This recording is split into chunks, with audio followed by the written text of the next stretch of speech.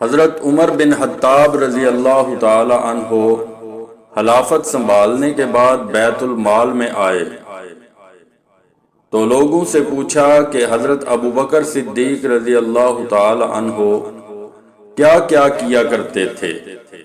تو لوگوں نے بتایا کہ وہ نماز سے فارغ ہو کر کھانے کا تھوڑا سا سامان لے کر ایک طرف کو نکل جایا کرتے تھے۔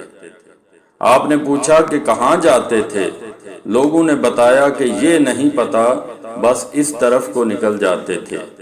آپ رضی اللہ تعالی عنہ نے کھانے کا سامان لیا اور اس طرف کو نکل گئے، لوگوں سے پوچھتے ہوئے کہ حضرت ابو بکر رضی اللہ تعالی عنہ کس جگہ جاتے تھے؟ پتہ چلتے چلتے ایک جھونپڑی تک پہنچ گئے۔ وہاں جا کر دیکھا کہ ایک بوڑھا آدمی دونوں آنکھوں سے اندھا ہے اور اس کے منہ پر پھالکے بنے ہوئے ہیں۔ اس نے جب کسی کے آنے کی آواز سنی تو بڑے غصے میں بولا کہ پچھلے 3 دن سے کہاں چلے گئے تھے؟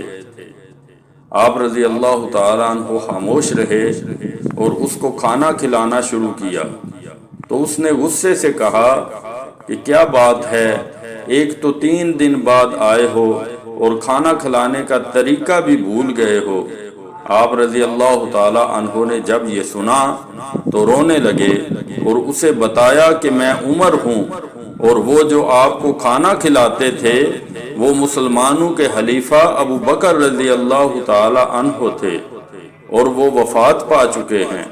جب اس بوڑھے نے یہ بات سنی تو کھڑا ہو گیا اور کہا کہ اے عمر رضی اللہ تعالی عنہ، مجھے کلمہ پڑھا کر مسلمان کر دیں۔